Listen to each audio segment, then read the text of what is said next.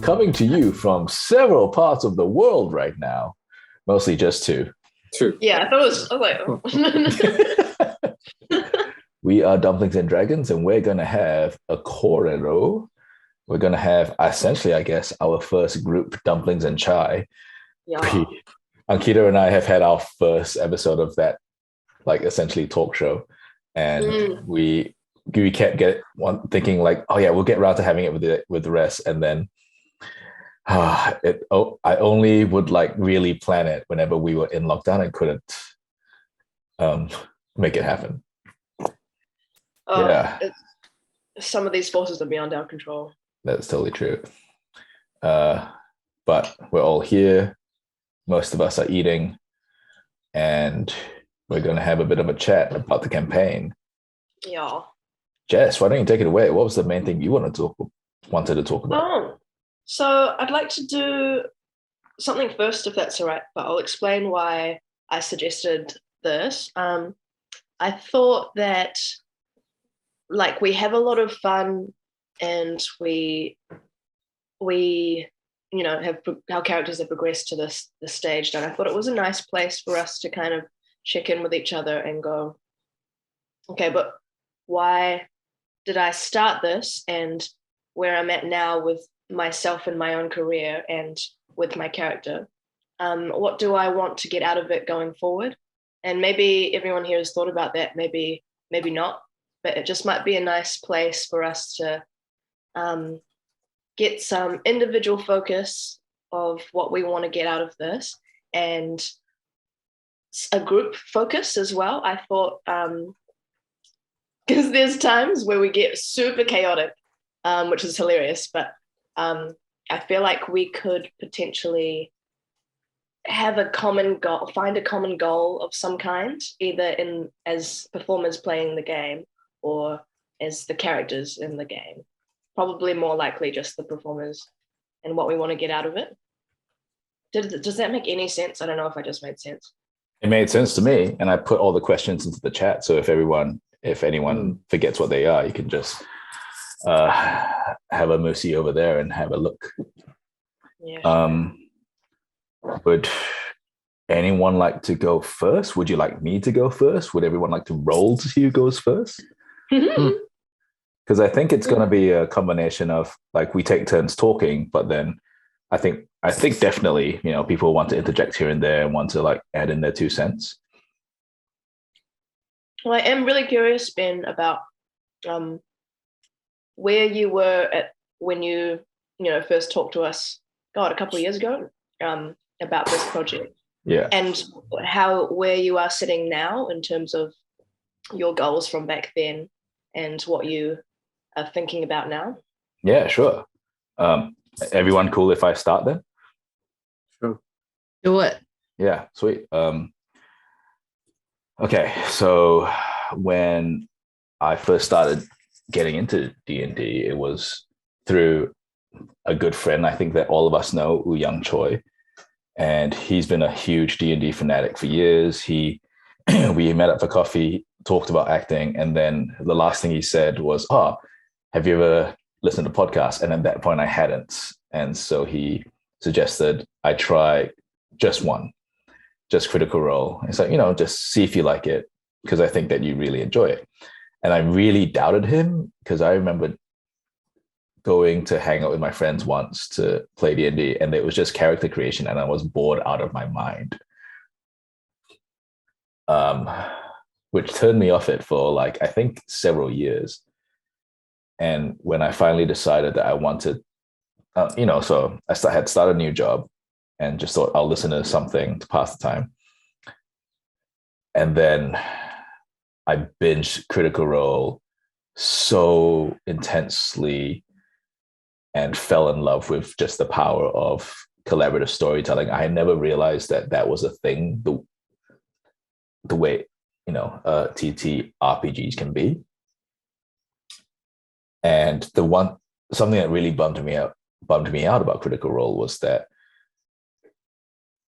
they hardly ever seemed to have Asian guests.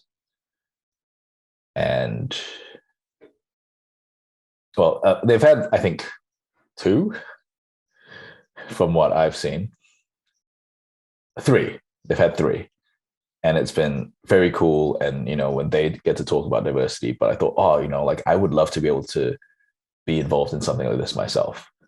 And I kept trying to push Young to say that he was going to DM, and he didn't. So once he told me it was a flat no, I thought to myself, okay, I have to figure out how to play this game and then make something happen, because I really want to be able to create a narrative this fun. If we find an audience, that's amazing. But the goal was always to just get together with a group of people. Specifically, I wanted Kiwi-Asian actors, and just create something for fun for us. Like, that's the main goal. If we find an audience, that's like a bonus. When I started, I had only DM'd 3 one-shots and met up with all of you to create characters. I still was learning so much on the fly. And I find it really fascinating now how, it's been at least a year, maybe 2. Man, I don't remember the time. Time's a bit wibbly wobbly. Early 2020 was when I talked to you about it. Cool. So maybe a year and a half. Cool. And that's right, because we started recording on my birthday. It was a one-shot that we still haven't released. And it's really interesting to me how, like, I went from having no idea what it was like to now it's such an essential part of my mental health care routine that I try to game with friends at least twice a week, where I just get to forget about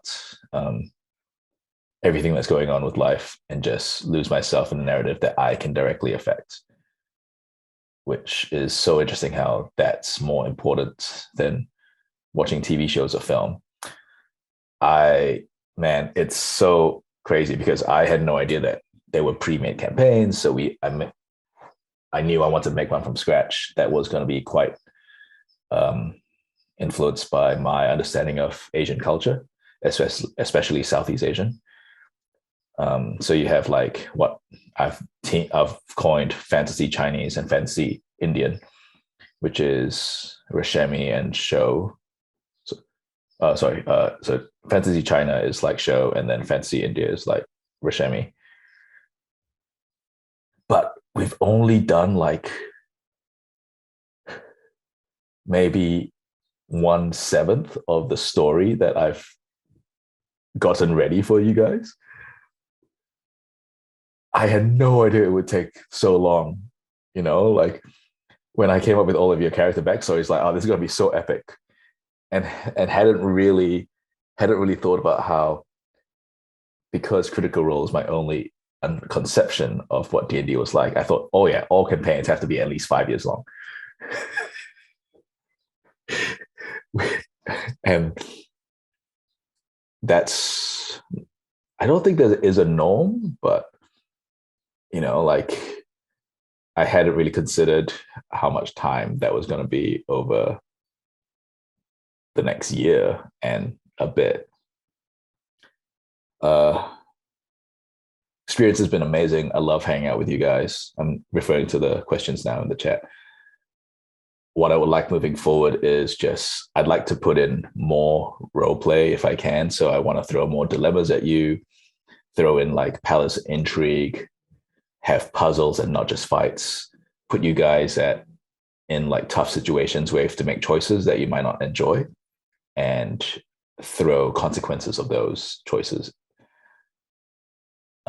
Yeah, I love the shenanigans. Sometimes it gets a bit much, but that's not necessarily a bad thing. If anything, it really challenges me to have to cater for you guys, which I think is really important. Like, you should be allowed to do whatever you want. It's just that everything that you might want to do might have consequences, and I have to figure out those consequences on the fly. That's yeah, that's my take on those questions. How about everyone roll, and then we see who, and then we go in that initiative order.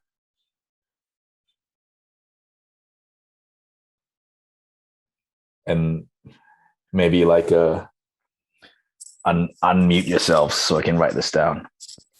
I got a 3. 17. I got a net 20. Well, I guess we know who's Why going. do I only roll well when it doesn't really like Oh, me? Right.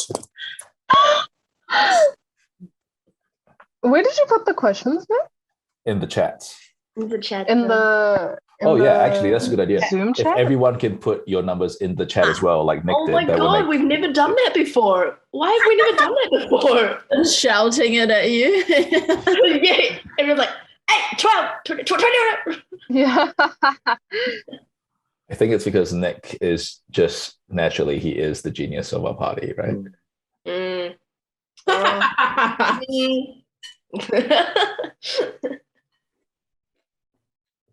I feel sorry for our party. I don't. I'm very happy with how things have been going. So yes, SMR Monk. Would you like to answer those questions? I'm a monk. Why did I start this? I've always wanted to play D&D. Like, I've been a nerd since I was a kid, except the only difference now is like I have friends, and when I was growing up, I didn't. And D&D is a bit of a collaborative process, as we've discovered. So yeah, like I was like, oh, I can finally live out my childhood fantasy of having friends to play with. So I think that's the main reason I started. When Ben approached me, like I didn't have a preconceived idea of like what did I want to get out of it, or even what it was going to be like. And I'm pretty impressed with us that we've like managed to semi-consistently like actually keep playing. And wait, I'm gonna refer to the questions again. What has the experience? Oh, it's been awesome. Like, not only the fact that like I've gotten to hang out with people who I don't think I would have gotten to hang out with otherwise, but it's just been amazing. Even like the feeling you get out of playing, I guess, is I never expected it. I expected it to be fun, but I I literally feel like so energized after every session that we do, even though like coming into it, you can feel like kind of tired and, the real world sort of grinds you down. But yeah, like I guess sort of like getting lost in the world and lost in a narrative and getting to play like a completely different character from who you are is like really vitalizing. I don't know if that's the right word. It's invigorating. And also like I think because like unlike you guys, I'm not really an actor. Like I enjoy acting and I used to do it as like a hobby, I guess.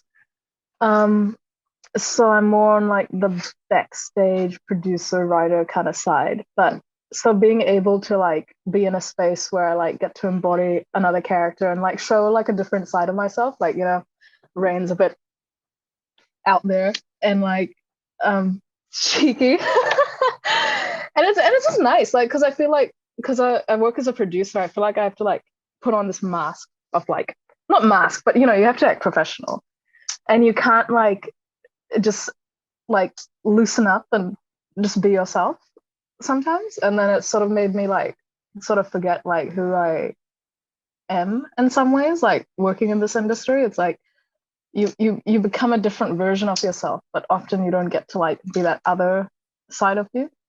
I don't know if this is making sense, but yeah, so that's one of the things I really enjoyed is like being able to sort of show that side of my personality. And then what would I like moving forward? I would like to hopefully get better at role playing and like get a better grasp of like mechanics and try and make like even when we're fighting like more interesting. Cause yeah, but I feel like we're all like learning and like, just because we do this like every couple of weeks, like, like the more we do it, the better we're going to get at it, and the more we can like give each other space and like play off our characters and like the shared lore and history of our characters.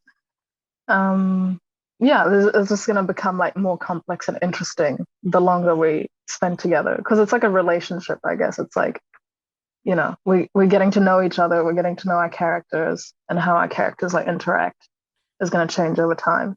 I'd also like to just say that there's no need to feel like you have to roleplay better, because how you roleplay is how you roleplay, and that's perfect for what the story is. Oh, thanks, DM. That's so nice. But if you want to get further into it, then go for gold. That's that's my take on it. That's really nice. Thanks for saying that. Yeah, I feel like there's always this pressure to just be good, and like I guess there's this space where it's like we can just sort of just mess around and have fun. This is a different Asian household here. Yes, I love that. A different Asian household. Nice. That's really heartwarming. But yeah, like the more we could engage with the lore and like keep a track of things, and like I love like the mysteries and secrets and of the world and our characters. So yeah, just like being able to explore that more. And hopefully, I mean, like you said, like it's nice if people listen. It's nice if that's something we eventually can like build into like sustainable thing. But like even if we don't, like I still enjoy doing it. So yeah, that's my. Have you talked about the other question? So maybe I think that's all the 3 questions. What would I like moving forward? Maybe we can find a common goal as players and characters. Common goal.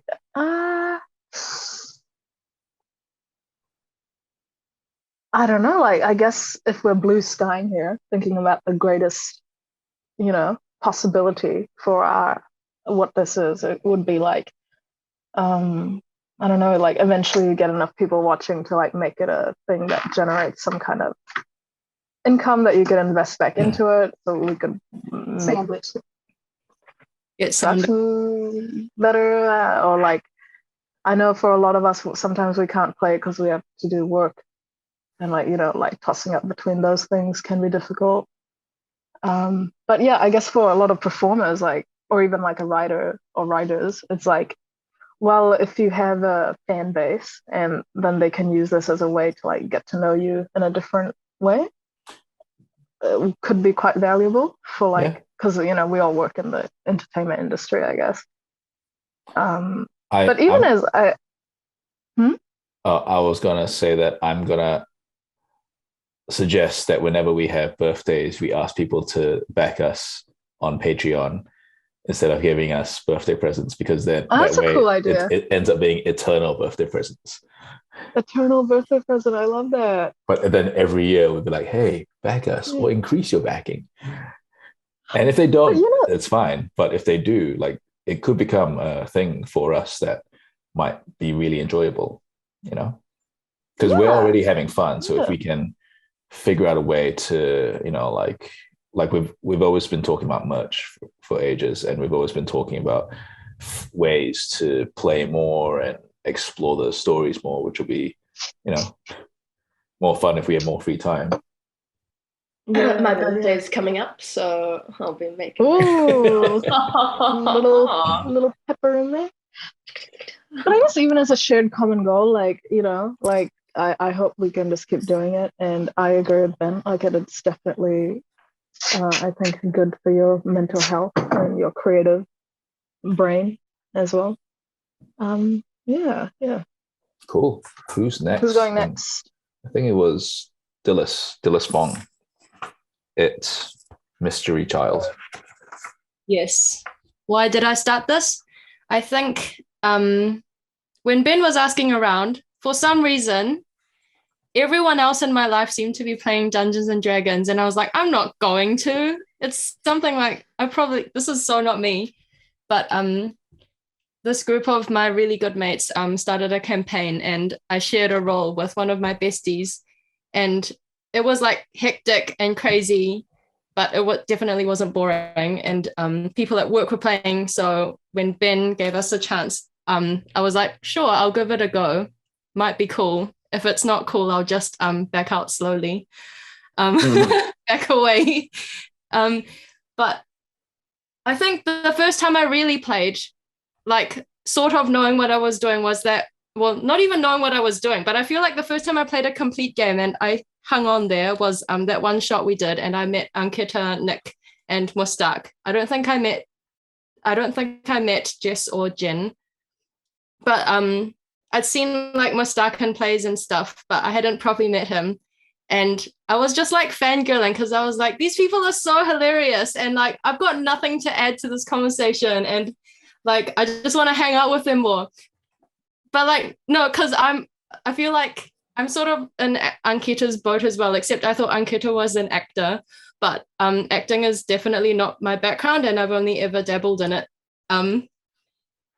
Yeah, so I've done a lot of classical singing, which meant some stage work, but like also a lot of the time we just stand there and we make loud noises, and then people sit quietly in their seats. And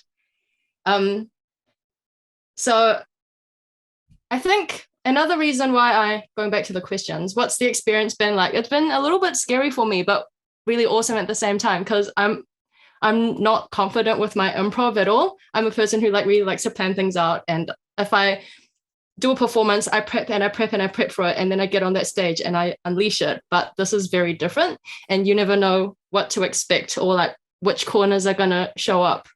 But I also really like exploring. So the fact that Ben has prepared like so much, every part of the map seems to have a character, and like it's that world building part, except part of the world is built for you in D&D.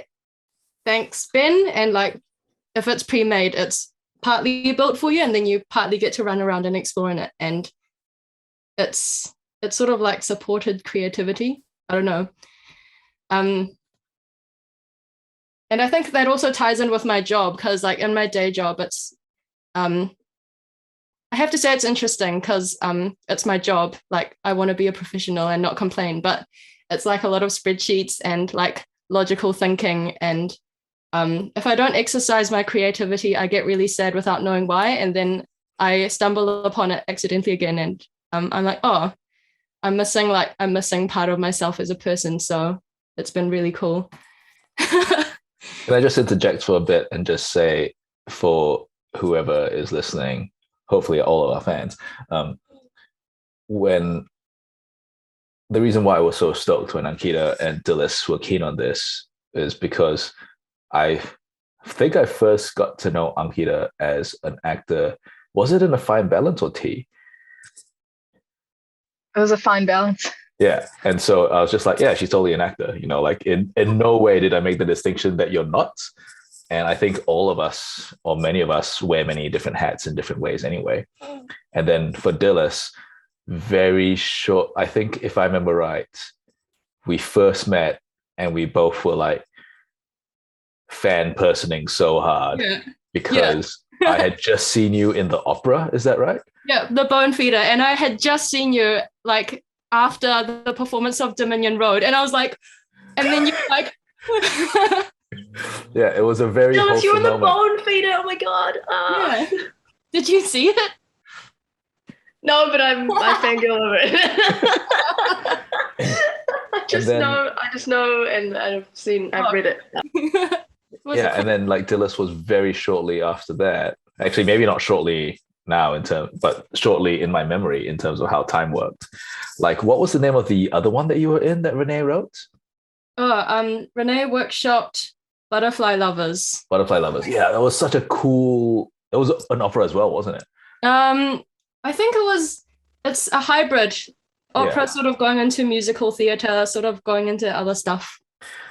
And it was so interesting because even though it was a workshop, it was super well attended, and it definitely felt like a polished, finished product that should be on stage and have a massive season, as opposed to just a one-off show. Yeah, so yeah, hope you're totally actors. I think of you guys as actors. Basically, you're hot shit. Yeah. Have you finished answering the questions, Dilys? What would I like moving forward? I just want to play more D&D. For me, like I don't even care how it happens, but I mainly want to play D&D with this group. I feel like it's a lot to wrap your head around. But once you've wrapped it around, then you can explore it really freely. So I feel like I'm just finally starting to know everyone's characters and my characters, and things are more natural, like coming. Like I don't have to think like which spells I have active at a time. It just is fun and there's flow. Maybe we can find a common goal. Yeah, I think we can. Cool story. I was gonna say something and there was some people might not know this, but we all are very, very new to it, to the point that this is the longest campaign that any of us have played easily. And the fact that we've been doing it for like more than only campaign. And the fact that most of us have been doing this for more than a year now is kind of astounding, because like Dilys said, it's only now that we feel comfortable with like what the roles are, who's playing what. And yeah, again, tabletop role-playing games, so crazy how they can just change your understanding of life. Jen, you're next. Okay. Why did I start this? Because Ben asked me, and I love Ben.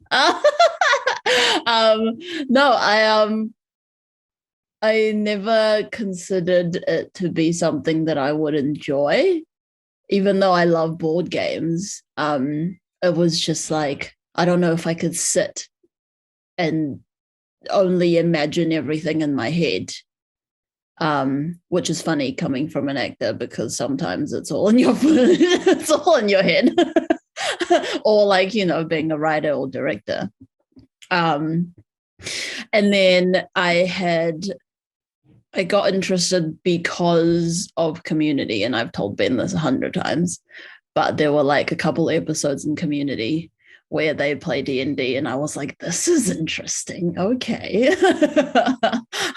And they, definitely piqued my interest. And then so when Ben, asked me if I wanted to do it, I was like, hell yes. And then I love the idea of it being surrounded or based around South Asian and Asian culture, which is such a great idea. And what has the experience been like? It's been freaking amazing. Let's be honest.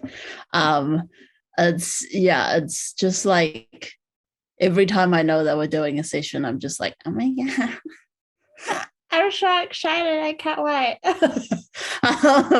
And then like Ankita said, it's been nice hanging out with people that I normally wouldn't hang out with that often. And then like I've never met Dilys until this, and then so I made a new friend, and then like Nicholas, we were friends like outside of this whole thing. I think he doesn't want me to say from what. But I didn't know him in this capacity at all. So it's been nice to like meet again and hang out and do this together. And I had a lot of fun creating Zie Ling, because she's completely different from me. So different. It's interesting to hear you say she as well, even though like I keep saying she. I know. Yeah, so that's like quite fascinating, because we keep having a hard time remembering that we deliberately made Zie Ling non-binary character. No, it's just obviously a what's the word? It's like a default that I fall into. But they are completely different from me, and so it's been really fun in the sessions when I can just sit in their energy and be like, no, fuck you all. I'm so over this. and just be so disinterested has been very fun. And just seeing everything unfold as a team and seeing the world that Ben has, made us has been so awesome. And like, I'm very appreciative of the work that you put in, Ben. Like nothing's lacking. I'm just like, oh, everything's just there. And I love it. Yeah. What would I like moving forward? More games. When we can.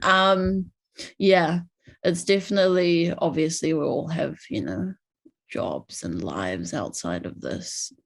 Not to mention lockdown. Yeah, no, exactly. And then so it's nice to come together when we have the time and just dedicate a few hours to have fun and be together. I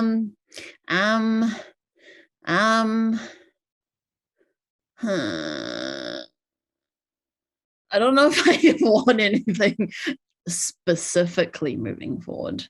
But yeah, it would obviously be nice if we got a good following and could actually do this as a, side job. Would be really good. I think at the moment, mostly because of like some very close friends and also myself that's on our Patreon, we're earning like 0.006 cents per episode. So at some point I have to divvy out the money, but it is money, right? Yeah. There's a cup of champagne. Definitely. The math, I don't know if that's right at all, but it feels like that. That's funny. No, but that, I feel like we all might feel the same about that. And then, so I think maybe one of the things that we could do is we could think of ways to promote this and to help you make this a profitable adventure. I mean, kind of is an adventure, isn't it? If we could all band together, that would be cute. We could be our own alliance of convenience. Yeah, exactly. And figure it out. I'm sure we all know people who know how to use social media, to our advantage, etc. I think that's all from me. Cool, thanks. Jess Hong, the Dragonblood. What's up? Drow Paladin. Yeah. So I started this because I had been interested in playing Dungeons and Dragons for a couple of years. In drama school, 4 of us like attempted a session once. We kind of, and then we gave up because we were like, we don't know what the fuck we're doing. So when Ben said he was going to do it, and also with that focus on, Asian culture and representation, and the fact that all the creatives involved would be Pan-Asian, I was like, oh, that's mean. But mostly I just wanted to have fun. And so that goal has been achieved over and over and over again, which is fantastic. And yeah, so far, similar things to what you guys have said. It's been a really amazing thing to help condition my mental well-being. Like now I do remember actually, because we only got to be in person for like 2 sessions before, or like 3 sessions before lockdown. And then we thankfully had those once a week sessions, which really saved me from the chaos of my mind during that time. So thank you all for that. And I'll a quick shout out Renee Lam, writer of Bone Feeder and, is it Butterfly Room? Butterfly? Butterfly Lovers. Butterfly lovers. So I've been in a few of Renee's plays as well. So yeah. She's awesome. She wrote a great article about Inked as well. Inked, first bilingual show, Aotearoa, New Zealand. Check it out. That's right. Of which Jess Hong is a very important core cast member. Yeah. She's real hot in it. Cool cat. That's what I'm gonna say. Check it out on Sky Go and Neon. Plug, lol. Shameless plug. So it's been going great, and I had a thread there that I lost now. Basically, I want the same things that everybody else has said. I want to just keep playing. Thanks, Ben, for all the work that you do. Every time I listen to an episode, I'm like, far out is juggling so many balls. So thanks for that, and continue to juggle those balls for us. I would also like more role play and more puzzles and things where we get to like take an active part in things. That doesn't have to be violence. So that'll be cool. I have plans. What's that? I have plans for the party. Plans. And I also just wanted to say, yeah, I also didn't even think about Dilys and Ankita, you guys not being like your typical actors or whatever, because I feel like we all bring our own flavor and talent to this, and let's be honest, we are all performers. Like we can't help it. We all have been performing this whole time, and it's awesome. I'm sometimes like just in awe of everybody. Moving forward, I would really love. Right now, I feel like because we're all learning the rules and we're new to this, I feel like we're at the stage of learning the script still. And so we're kind of in rehearsal. And so once we get a really firm hold of the rules and the world, I feel like that's when we can really be free to improv and kind of get real juicy stuff going on. In terms of publicity, I think for me, that's not such a priority right now, because I feel like it's still kind of like a rehearsal stage or a development stage for us. And so there's times in our sessions where there'll be like just pauses while we kind of figure out what this means, or we'll calculate things. And I think we have opportunity as we play on to make those gaps a little bit smaller and a little more smooth. So personally for me, I would wait a bit before I actively publicize and try to get more followers. That's just me. But I'm really enjoying just doing it right now. And in terms of a group goal, it's not fully formed for me, but there's something about being an ensemble and kind of being aware of being an ensemble as we play. And I think we all know what that's like. We kind of do it naturally. We kind of what's that face, Ben? We kind of do it naturally. Was just doing this for ages, and right. I don't know what that means, but it was very funny. Cute little fingers on the head. It was my, telepathy with you. Cute. The little star jazz hands. Yeah, very cute. So yeah, I think we do it naturally just because we're all quite considerate people, and so we like try to pass the ball or keep the ball in the air. Anyone that knows an acting exercise. But yeah, I think we're in the rehearsal or development phase, and we have more fun to be had and more learning and knowledge to be gained until it's second nature for us to play with the rules and stuff. Very true. But I would like to say that as cool as it would be to have like a seamless and flawless move where we don't even need to like check rules or anything like that or calculate stuff, it's also very fun to be aware of how that is part of the game. And I think that for me personally, because I could see people freak out, I could watch players be indecisive. I could hear them struggle with just the math of sometimes rolling dice. I could hear them be like, "Oh, I meant this, but I actually did that wrongly." And so, like, now have I destroyed the game? And the DM was like, "No, it's fine. We'll move on." You know, like that's actually a very cool part of it. Yeah. I think so, anyway. No, for sure. I think those moments are really golden and quite hilarious.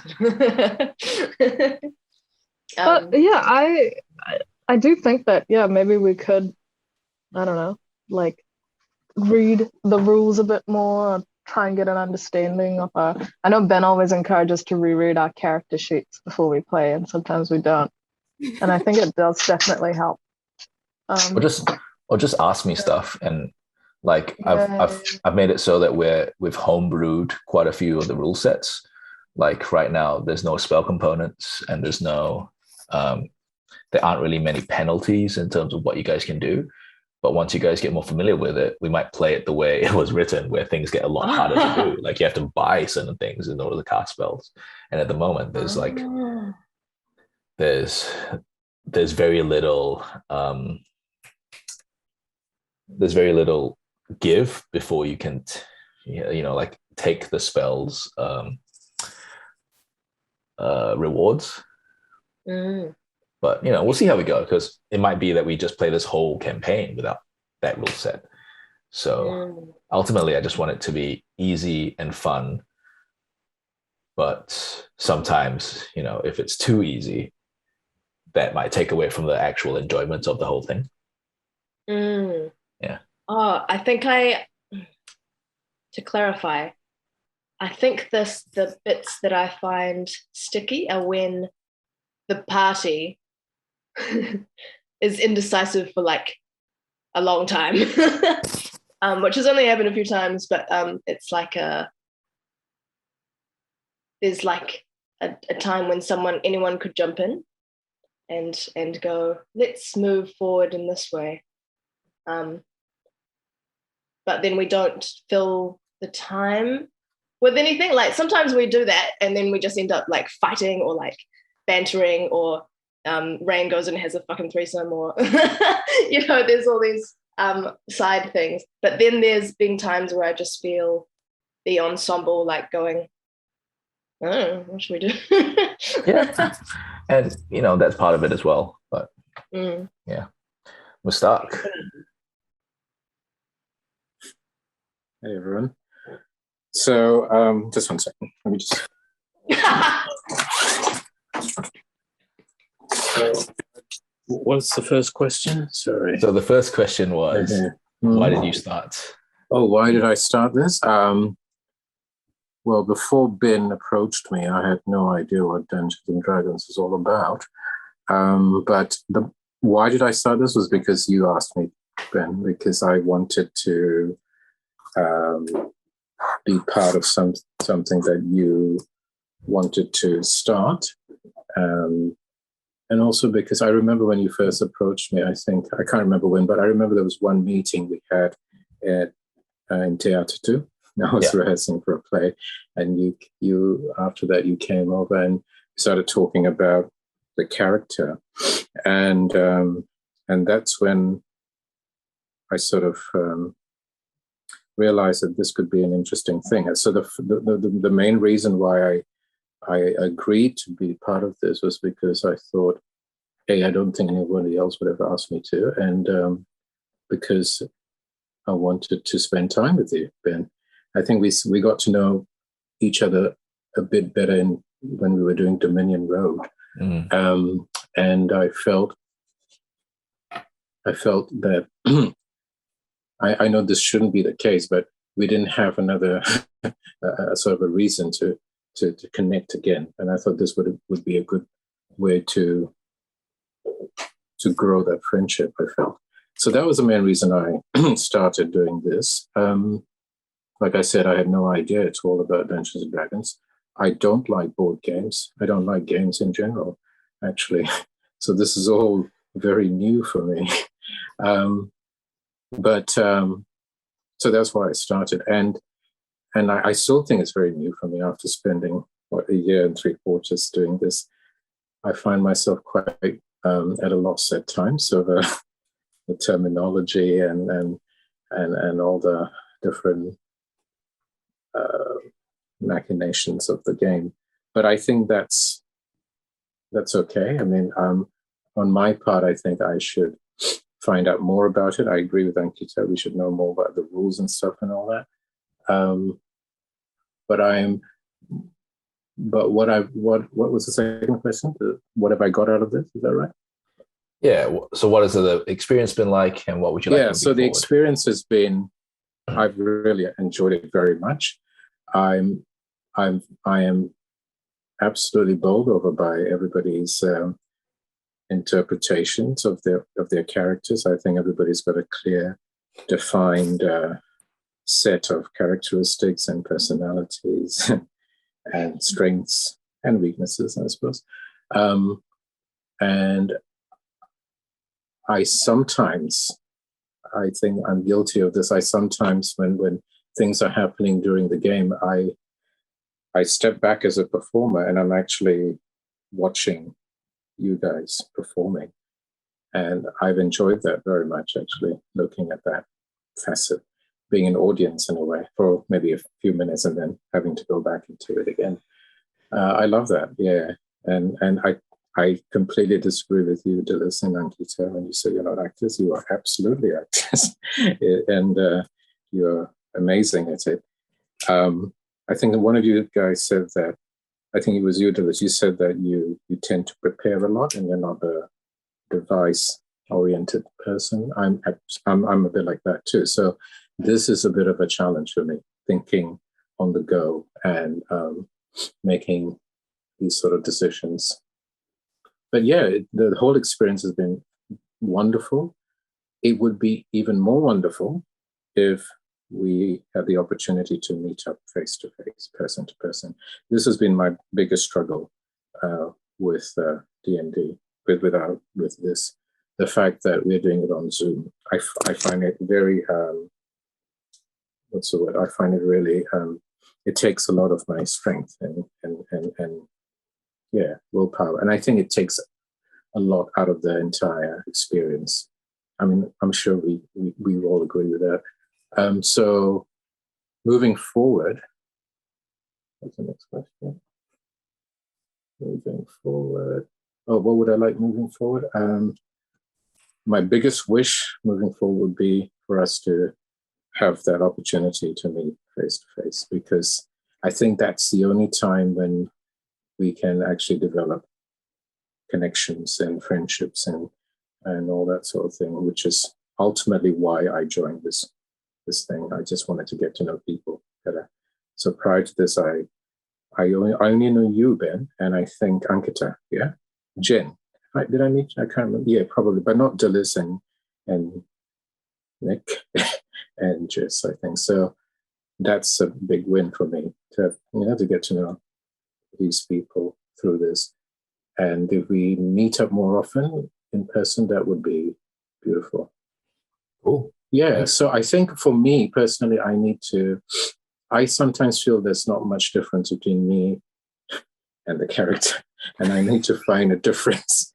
I don't kill people. I don't have a bow and arrow and all that, but I need to find a slight separation in a way between the two, I think. Yeah. Well, it's funny you say that, because a lot of people have definitely, well, I say a lot, like some people who do listen and do engage in what we have been releasing have mentioned that some people listen because you play a character, and other people have also mentioned that whenever there's a moment that highlights Backbone having a moment, that's the moments that they fall in love with the whole podcast, which has been very, very cool to hear. I feel like I'm always floundering though in terms of the rules and all that stuff. Well, and I'm just embracing it at the moment. And Sure, I think but like what you said, saying Jess, that that's super entertaining and endearing. Like I personally love it whenever. I personally love it. I think it's really endearing. it's like an old man trying to keep up with all the young ones. I think sometimes I feel. I mean, life is art and art is life, right? Yeah. Thanks for stuff. But yeah, I think that's all I have to say. Thank you. Cool. Nicholas Contreras, who plays Balasar, Blue Dragonborn Bard. Yes, that's Hit correct. us. Hit us with your. Why did I start this? Oh, I just thought it just might be just a bit interesting, just something a bit different. I think the first time I saw any mention of Dungeons and Dragons was, if you're familiar with that Disney show that used to play in the mornings, Recess, where yeah, well, anyway, those kids in schoolyard, and I remember this one episode where there were all these like, they had it set up so it'd be like urban legends of the school, and then one of them was like this kid that disappeared into like the corner of the school and never came back, but it turned out he'd just be playing Dungeons and Dragons the whole time. I was just like, they're like, roll number 4. I'm like, oh, okay, let's see what this is about. So, to answer your question, saw it on TV, decided to give it a go because it looked different. Cool. What has the experience been like? I like it how the dice like have so many sides on them. So when you roll them, it goes like it's, I don't know, it's just something satisfying about like you rolling. What's it been like? Yeah, would do again. What would I like moving forward? Dang, I'd really like a map, man. Like, cause I feel like we have all these. I've sent you the map. No, I know. I mean, for battles, because I know we have. Oh yes. I know we have like all these abilities, and a lot of them are like very distance based. So like, I think theater of the mind works sometimes, but then if you want to get very like nitty gritty, Totally. yeah. Otherwise, I'm like, some of my abilities, I'm like, oh, I want to do this, and then I want to like move here or do this, and then I don't know where it is, like in my head, like, so that's fair. Yeah. And then oh yeah, and I'd also like I guess it'd probably play into the pacing of like our party's decision making, but also like the challenging part of it. I think the reason why sometimes we stall is because we're looking for a unanimous vote, and I'm like, nah, that's not gonna happen. And then like I think also part of the challenge would also be like it'd probably be it'd be quite tricky, but it'd be like on that part of not having a unanimous vote. If there were times where I don't know, say like 2 party members were like, no, we're gonna do this, and 3, and then like I don't know, maybe another 2 would be like, no, we're gonna do this, and the other 2 are gonna do this, and then like they diverge paths and they meet back again at some point. It might make it interesting. It might make it more increase the danger, because then I guess if you flop, if someone dies, then it's just like, oh, there's only one other person to like revive them. So that might be fun. I don't know. And then find a common goal as players and characters. I don't know, don't die. I invested a lot of time in my character. I did very much not like to reinvest more time into it. Yeah. In terms of like I'm not too concerned about a commercial aspect or whatever. I mean, it'd be nice if it'd be like, oh yeah, sponsored by, oh yeah, bro, sponsored by New Zealand on air. Bringing you Dumplings and Dragons with rolling dice and stuff. Like that'd be cool. I don't know, but like, I'm not even like concerned about that. So yeah, I'm easy. I'm good. Okay. Cool. Thank you. Just want to check that. Does anybody have to rush off?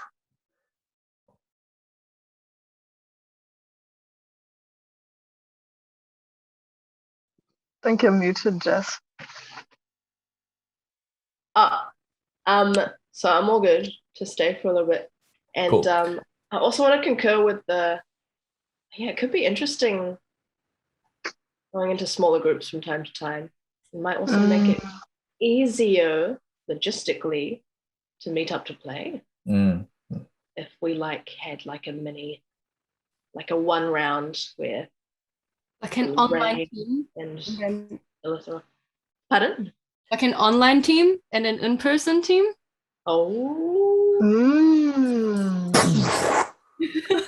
Yeah, I'm just scared of making like too much work for Ben. So yeah, I think that's. Oh no, I just meant in the actual campaign when we're all there, instead of being like, we're all doing this. Like our characters within the stories, like, so we can have like multiple, like, divergent storylines, but they're still happening simultaneously. Like, if you get what I mean? Like I don't know, like say if Mustaq's character and my character were like, nah, screw this, we're going to the pub, and then for our time we're at the pub, and then I don't know, maybe like Ankita's character and then Dilys' character can be like, oh, we want to go like collect pebbles at the beach, and like at the same time we're at the pub, you guys are collecting pebbles at the beach, and sometimes like something like that, not like separate sessions. Yeah, so I can imagine handling like separate chapters, but not like separate storylines. Right. Yeah. Did we kind of do that at Tarsus? A little bit. I mean, and that's fine. Like, it's manageable if it's all resolvable within like 1 or 2 sessions. But if it's the kind of thing where it's like, no, we're going to the north to fight like one monster, and we're going to the south to fight another monster, and we're not going to see each other for like a year. I'm like, well, we're going to break off into like 2 separate games now. I wanted to ask everyone to give a 1-sentence answer to this last question before we call this this conversation, this episode, to an end. And let's go in reverse initiative order. So we'll start with Nick. And the question is, favorite moments from the campaign so far? Damn, I can't remember. There've been no nice moments for you. Oh yeah, nah, it's just been horrible.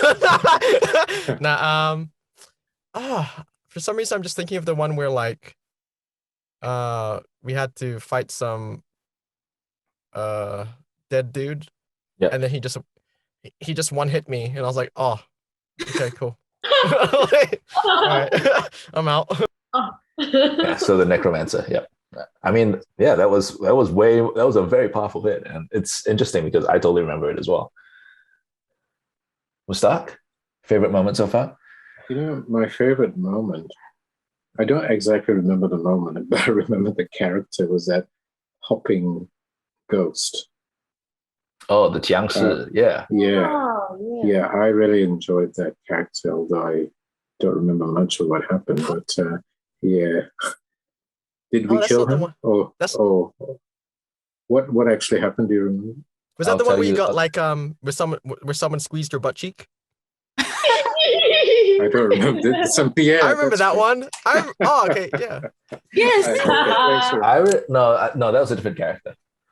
Yeah. That was the frog character that was like, but I really enjoyed that time. That time when we were in that forest and all that, and there were different levels and stuff and all that. That was quite cool, I felt. Yeah. And I think that was when that hopping person appeared. Yep. Jess? One sentence. Oh, sorry. Yeah. It's fine. Just like one moment that you remember that was like, oh, that was super cool. Oh, there were. The thing is, I can't remember the context of it. That's fine. Because like that's how memory works. Sometimes you don't remember the context of it. It's the moment where it was like earlier on in the campaign where Backbone said something really beautiful about something. Yes. Yes. Yes, do you remember? Do like a prayer? Also, I was going to say the same thing. Yeah. Like, were we at the cemetery and he said something like really profound or something? Or was it you? No, it was definitely Backbone. It was definitely Mustaq. I try to say profound stuff and I don't. It got really emotional. Yeah. I think it happened twice, once with Lee and once with Backbone. Oh, did it? I just remember Backbone. And it just got me all warm inside, and So I have no idea what you said, Mustaq, and I cannot remember the situation. Okay, so if I remember right, it was Mustaq, his character praying over what to do next. That might be wrong, but so it was definitely the character of Backbone praying to his deity for, I think it was guidance, not the spell, but like what to do next, just in terms of for the party. And then I remember there was a moment like, oh, this is going to be very funny. And then it ended up being a beautiful moment of being like, whoa, I love when these moments happen. Yeah. So that was my most memorable, even though I can't remember the details. But you remember how you felt, like yeah, exactly. It's true what they say. You don't necessarily remember what happened, but you remember how you felt about something. Jen Huang? Oh.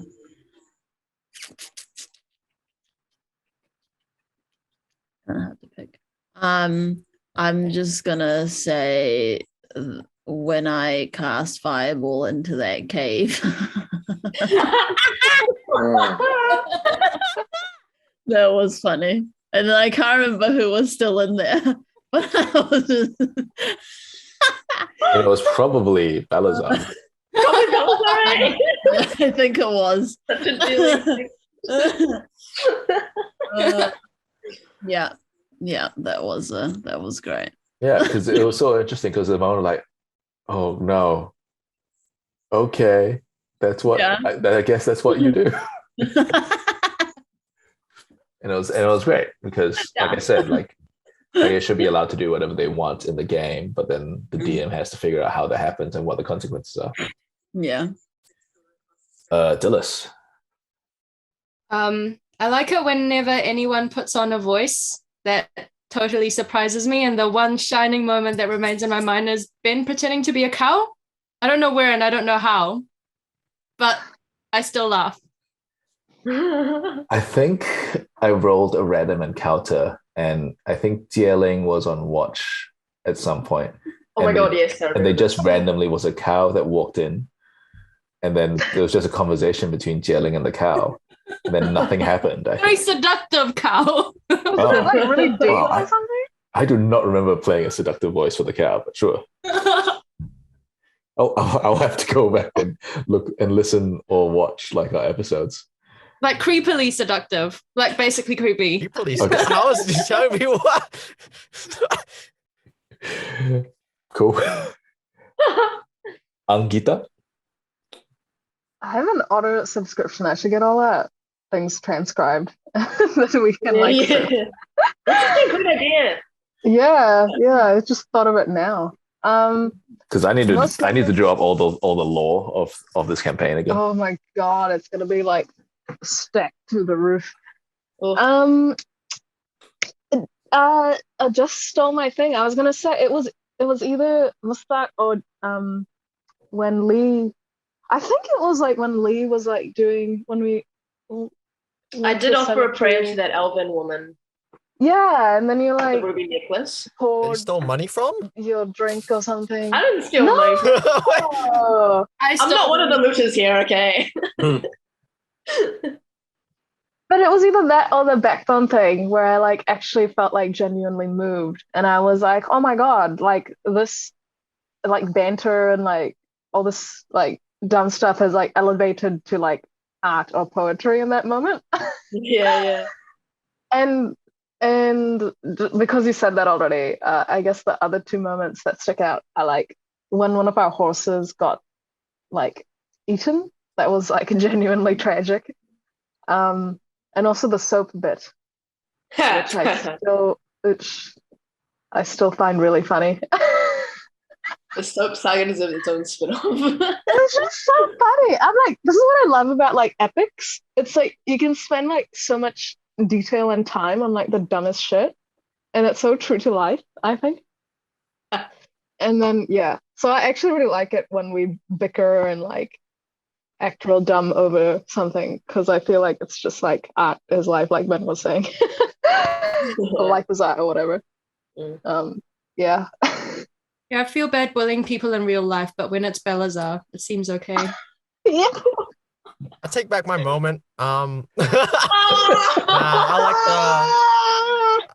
do like the that weird frog moment. I was already having I already had like alarm bells going off when your character approached Backbone, and it was like really really eager and like wee woo wee woo wee woo, and then like it happened so fast. It's like and then just ran away, and I was like, oh, you okay? Like it's funny too because it's like it happened so fast. It was like okay, it happened to Backbone, but then Mus playing the character was. I think there was like a bit of a lag. It's like, what happened? And I'm like, you just okay. Okay, that's my moment. Cool. Thank you all. I think we're gonna call it there. What's your favorite? What's your memorable? Oof. I will remember. So I think my favorite moments were. I remember the first two sessions because I had you guys start in separate trios, and I remember like I hadn't realized that some of you hadn't met before, which is really funny to me now because I hadn't realized that I was introducing you for the first time. I thought that all of you actually already knew each other, just that you didn't know each other well. And so there were moments where I was like, oh, you guys are strangers? What the heck? The moments I remember that I really appreciated the most, I think, looking back, were the first two episodes with each trio, where everyone started getting into the story when they started asking questions. I remember specifically Dilys, I think, for the first time rolling the dice. And she was like, okay, so I do this. And then it was a moment of like, oh, cool. So now what happens now? And I could tell like she really needed to know so that she could choose the next character decision. And whenever Jess, Jen, and Ankita are in a room, it's always going to be crazy amounts of laughter. But it's astounding to me, like how immediately you guys gelled as the players, but also your characters. Even if your characters don't get along, they're very true to who they are. And there are so many moments within that first session where I forgot that we were recording, even though we had like cameras, we had, Joey there helping us do sound, because it was truly just a moment of like, oh, we're losing ourselves in the narrative, which was amazing. Like, I would never have expected that to be a thing. And it's something we get to do every 2 weeks. And hopefully for a much longer time to come, depending on how we go. 7 years. Yeah. Yeah, hopefully. Thank you for asking. Oh, no. I didn't even realize I hadn't answered. I think we're going to call it there for this session. We're going to meet back up in like 10 minutes, and then we'll have the next episode of the campaign. So thank you all for joining us for this corridor with the dumplings. Peace out. Yeah.